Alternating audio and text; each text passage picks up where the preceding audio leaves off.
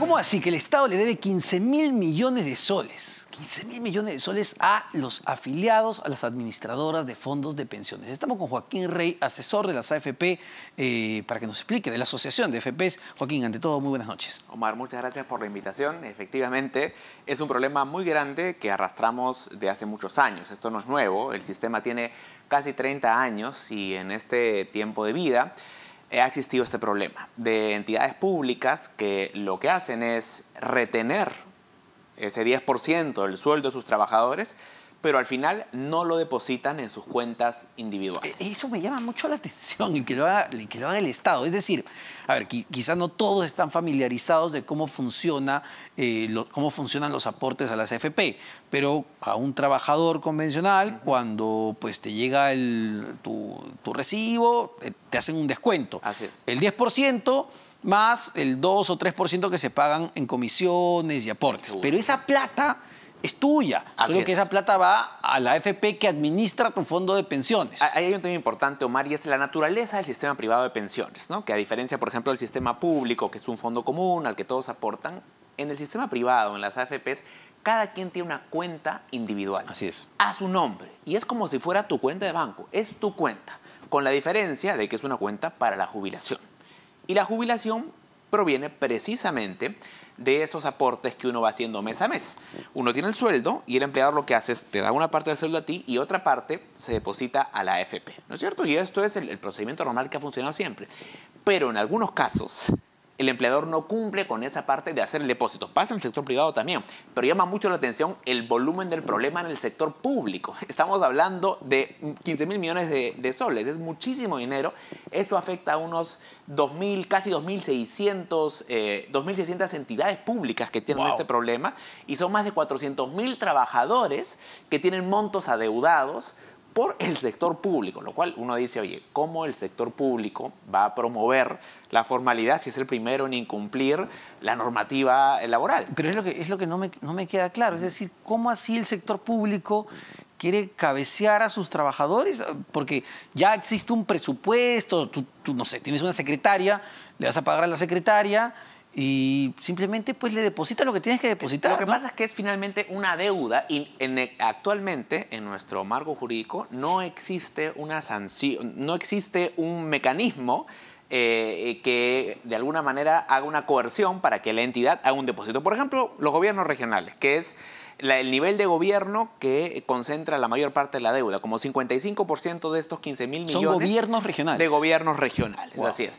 Entonces, claro, lo que sucede es el gobierno regional tiene un presupuesto para recursos humanos, paga sueldos, pero finalmente hay un monto que debiera ser destinado para el pago de las pensiones privadas, ese 10%, y probablemente lo usa para otro fin, sencillamente para pagar otros sueldos, y no hay un mecanismo mediante el cual, por ejemplo, el Ministerio de Economía le pueda retener ese monto o lo obligue de alguna manera a pagar. Pero ¿por qué? Lo que no es que precisamente ese es un vacío en la normativa. Pero ¿por qué alguien usaría plata que es del trabajador para otras cosas? Bueno, ya eso podemos entrar a otros terrenos de discusión que pueden llegar incluso hasta una malversación de fondos. A eso me refiero. ¿O alguien se tire esa plata? No, pero sin ponernos en ese supuesto, digamos, pero incluso pensando, digamos, de manera inocente, es plata que puede ser destinada, por ejemplo, para contratación de más personal, pero no se paga adecuadamente los beneficios de todo el personal que se tiene, ¿no es cierto? O sea, el MEF le transfiere un monto total para recursos humanos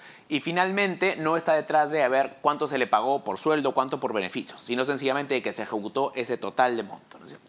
Lo que hay que hacer es crear mecanismos mediante los cuales el Ministerio de Economía, en este caso, se asegure que ese pago efectivamente se da. O incluso podría, de las transferencias, retener esa deuda y regularizarla. Porque el problema es que acá, mientras más tiempo pasa, esa deuda va creciendo. Y en el sistema de pensiones hay un factor muy importante, que es la rentabilidad. Así es. ¿No? Durante los casi 3 décadas que tiene el sistema, la rentabilidad promedio del sistema ha sido 11%.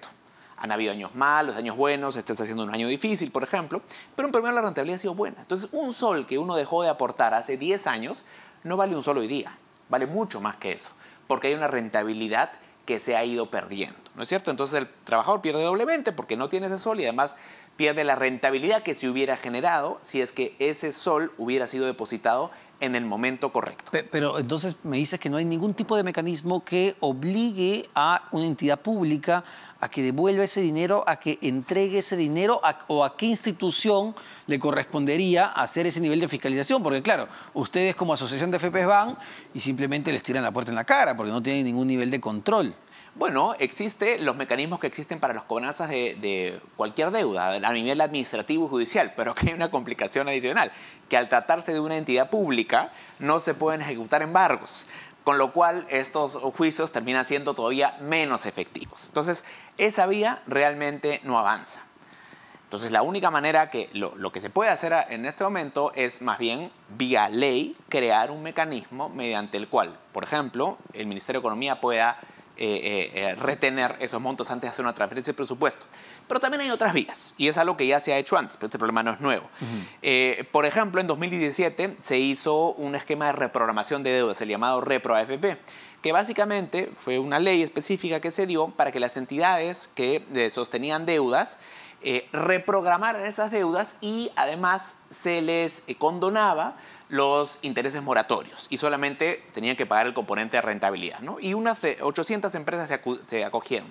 Actualmente en el Congreso hay 2 proyectos de ley para un nuevo repro AFP, que en este momento la deuda es incluso mayor, que todavía están en la Comisión de Economía y tienen que ser dictaminados para pasar a pleno, pero esa es una buena vía. Ahí lo que se hace es se establece un monto que incluya la rentabilidad, se condona la parte del interés moratorio, que se hace con una fórmula que da la SBS, y se reprograma hasta en 10 años. Esta es una vía que podría hacerse y de alguna manera garantiza ir resolviendo gradualmente el problema, porque también hay una realidad, Omar, y es que no es que todo ese dinero pueda pagarse de golpe, porque eso equivale más o menos a 2% del PBI. Es un montón de muchísimo dinero. Bueno, a Petroperú le dieron $1.000 millones. Y a uno se pregunta, ¿y cómo puede ser que a Petroperú le transfieran 4.000 millones de soles para darle un salvavidas, un salvataje financiero, luego de una seguidilla de malas decisiones, y a los trabajadores del Estado se les tenga así? Porque esta no es plata de las entidades, esta es plata de los trabajadores. Es como si a ti en el sueldo se te retenga una parte, o sea, es un cabeceo. Es el 10% mensual que le corresponde a cada trabajador. Es muchísimo dinero. Y dada la naturaleza del sistema, lo que va a pasar es que si esta gente no recibe ese dinero, sus pensiones van a verse gravemente en riesgo. Ahora, ¿cómo han tomado esta decisión del Tribunal Constitucional que declaró constitucional la ley que permite retiro de fondos de las AFP? Porque ahí entramos en un terreno de enorme debate y sobre todo de emociones, porque mucha gente, Joaquín, cuando le preguntan y sale la posibilidad de sacar tu plata, sacan su plata y las críticas son directamente a las AFP. Pero por favor, me contestas después de escuchar una breve pausa y venimos con eso.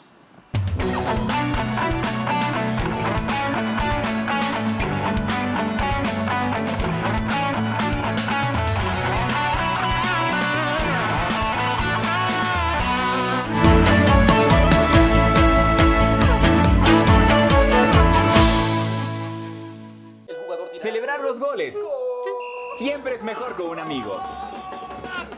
Aprender inglés también. Solo por estas semanas de Black Friday te tenemos un 2x1 en Open English para que logres tu meta de ser bilingüe más fácil y más rápido con un amigo. Aprovecha esta oferta limitada e inscríbete hoy en openenglish.com. Socios en Salud es una organización que lleva salud a quienes más lo necesitan. Y se asoció con Alianza Lima para poder garantizarte lo más básico, el derecho a la salud. Seamos socios. Súmate a este gran movimiento de socios en salud. Visita alianzaporlasalud.pe. Socios en Salud. La injusticia tiene cura. Celebrar los goles siempre es mejor con un amigo. Aprender inglés también. Solo por estas semanas de Black Friday te tenemos un 2x1 en Open English para que logres tu meta de ser bilingüe más fácil y más rápido con un amigo. Aprovecha esta oferta limitada e inscríbete hoy en openenglish.com.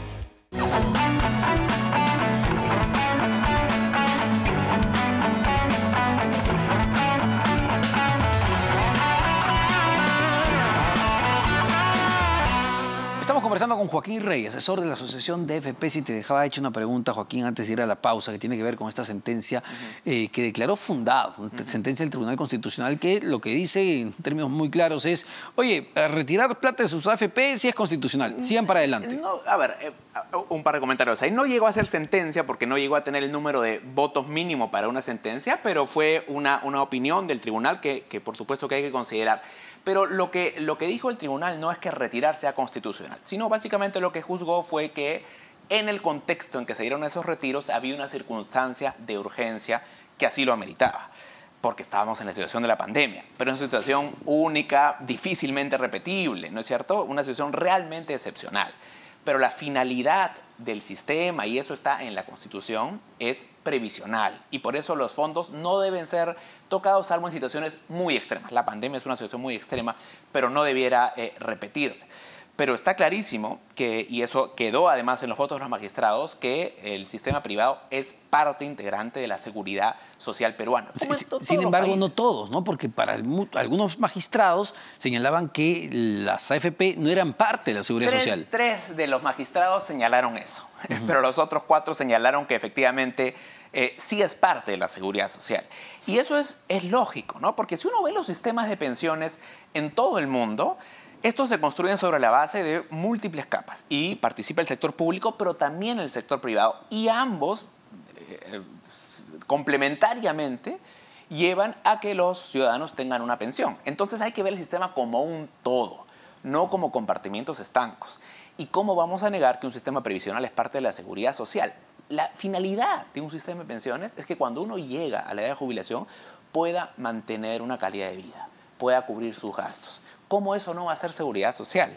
Esa es la finalidad con la que se crea el sistema privado de pensiones hace 3 décadas y por supuesto que hay oportunidades de mejora. Porque el problema es ese justamente, ¿no? Muchos ciudadanos sienten o muchos afiliados a las AFP sienten que cuando llega esa época no van a tener el dinero suficiente, con el dinero que le va a dar la AFP no va a cubrir pues las necesidades de un pensionista. Bueno, una cosa son las percepciones y otra cosa es la realidad. La realidad es que el sistema privado de pensiones ha dado la rentabilidad más alta del sistema financiero en los 30 años. Pero ¿cuál es el problema? En promedio, ¿cuánto le paga el pensionista? Es que todo depende de cuánto uno haya aportado. Claro, y ahí está el tema. Ahí está el tema. Pero lo que le corresponde a las AFPs es otorgar la mayor rentabilidad por sol gastado. Y se ha cumplido con esa promesa. Porque si uno compara la rentabilidad que en las AFPs con cualquier otro instrumento del sector privado, digamos, depósitos a plazos, cuentas de banco, bonos, las AFPs han pagado en los últimos 30 años más que cualquier otra opción.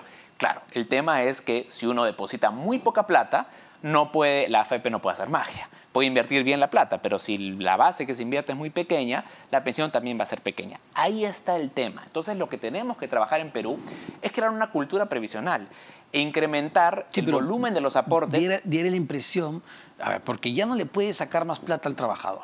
Es decir, no le puedes pedir de los 10% que da que aporte 15%, porque ya el trabajador está reventado de por sí en términos promedios también. Es que ahí hay un punto importante, Omar, porque siempre estamos enfocados en esa discusión pensando en ese 20% de trabajadores peruanos formales en planilla, que son una minoría y que además son una minoría relativamente más segura y favorecida porque son formales, por definición, están en planilla, están más protegidos.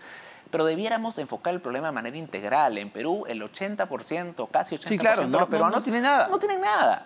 Entonces, claro, esa es una discusión un poco estéril y si uno ve las discusiones que se dan a nivel legislativo, se enfocan en ese porcentaje. Lo pequeño de Perú. Lo que hay que hacer ahora es abrir la discusión y ver alternativas para crear pensiones para muchos más peruanos que son independientes, algunos son informales y existen mecanismos en otros países. Lo que tenemos que buscar es que estos compatriotas ahorren más para su vejez, porque todo sistema en el mundo previsional parte de la base de que uno ahorra para su vejez. Pero a ver, entiendo que cuando se permitió el último retiro, que fue promulgado incluso por el presidente Castillo en Palacio de Gobierno, estaba Betsy Chávez, si no me equivoco, en ese momento, se anuncia con bombos y platillos la creación de una nueva comisión, porque nos llenamos de comisiones, tardan meses, para reformar el sistema privado o el sistema de pensiones en general. ¿Qué ha venido haciendo esa comisión? Bueno, la comisión está en funciones. Entiendo que entre noviembre y diciembre van a presentar un informe donde va a haber una propuesta de reforma. La comisión es una comisión multisectorial donde están diversos actores, pero solamente actores públicos, ¿no? Está la PCM. ¿No está la Asociación de FPs? No, no está la asociación, pero sí han sido convocados para recibir la opinión y eso está muy bien. Y han convocado, por supuesto, también a la ONP, ¿no? Y básicamente ahí lo que se ha expuesto es cuáles debieran ser los elementos básicos de una reforma. No sabemos lo que va a proponer la comisión, pero los objetivos fundamentales que tendría que tener son solamente dos. Incrementar la cobertura para que no sea un sistema que funciona solamente para este 20%. Y lo segundo, mejorar las tasas de reemplazo, o sea, las pensiones, claro, ¿no? O sea, que uno se jubile y que uno pueda acceder a una pensión que te cubra gastos mínimos de vida. Pero para eso solamente hay dos maneras para mejorar las pensiones: que uno ahorre más, sí, o que el Estado ponga más plata, ¿no? Y lo segundo puede ser problemático cuando tienes una situación fiscal ajustada. Entonces tenemos que buscar que todos los peruanos ahorremos más para nuestra vejez, formales, informales, independientes, y hay ideas y hay mecanismos para eso. Pero la participación de cada uno de nosotros es importante. Hay que tener esa conciencia. David Tuesta, exministro de Economía y Finanzas, sí, tú lo recordarás muy bien, antes de ser ministro justamente presidió también una de estas comisiones que planteaban sugerencias, proyectos para la reforma del sistema de pensiones en su conjunto. Él expuso esta presentación, pero lo que se dijo en su momento, cuando estaba el ministro Tornes, si no me equivoco, era que era muy cara esa reforma, que iba a demandar que el Estado ponga buena plata para que sea sostenible en el tiempo. Digamos, por cualquier vía, una reforma implicaría mayor costo, mayor dinero, mayor presupuesto. Depende cómo se diseñe la reforma, ¿no? O sea, si uno plantea un sistema de pensiones que esté fuertemente subsidiado para los peruanos de menores ingresos, el costo dependerá de ese nivel de subsidio. También existen propuestas de hacer sistemas más solidarios, donde los peruanos de más ingresos subsidien, digamos, a los peruanos de menores ingresos. Lo que hay que buscar es un mix que evidentemente tenga un costo fiscal, porque si uno ve el gasto de público en pensiones en Perú es bajo si se compara con otros países. El Estado podría poner todavía más. Pero más importante que eso es que los propios trabajadores tengan ese hábito de ahorrar. Tiene que ser una responsabilidad compartida. No puede ser únicamente del Estado, sino también de los trabajadores. O sea, es complicado. Y ojo, hablando solo de los formales, hablando de ese 20% o menos que aporte en este momento a un NFP, un NP, les dicen, oye, puedes sacar tu plata, la va a sacar. La va a sacar. Lo que pasa es que, digamos, a veces uno piensa de manera impulsiva, sí, pues, y dice, y esta idea de que yo puedo gastar mejor, yo puedo invertir mejor ese dinero. Pero eso no sucede. En la realidad, a ver, ¿quién le puede sacar 11% a su dinero invirtiéndolo por su cuenta? Los niveles de rentabilidad y dados los bajos niveles de riesgo que ha dado el sistema, uno no lo va a conseguir en un negocio. Y si lo consigue, dime dónde lo consigues, Omar, porque la verdad que es muy difícil poder obtener esa rentabilidad. Entonces, hay que confiar en los expertos que invierten ese dinero y saber que en el largo plazo, porque la rentabilidad de las AFP se tiene que medir siempre en el largo plazo, no mes a mes ni año a año, sino a 5 a 10 años, esa rentabilidad va a ser positiva y nos va a permitir tener una mejor jubilación. Muchísimas gracias, Joaquín, por esta entrevista. Joaquín Rey, asesor de la Asociación de AFPs. Hemos llegado al final del programa. Mañana es feriado, hoy es 31 de octubre, acabamos el mes, pero nos reencontramos igual, no hay feriado aquí. Nos reencontramos mañana minutos antes de las 8:30 de la noche, porque al final, señor, señora, todo se sabe.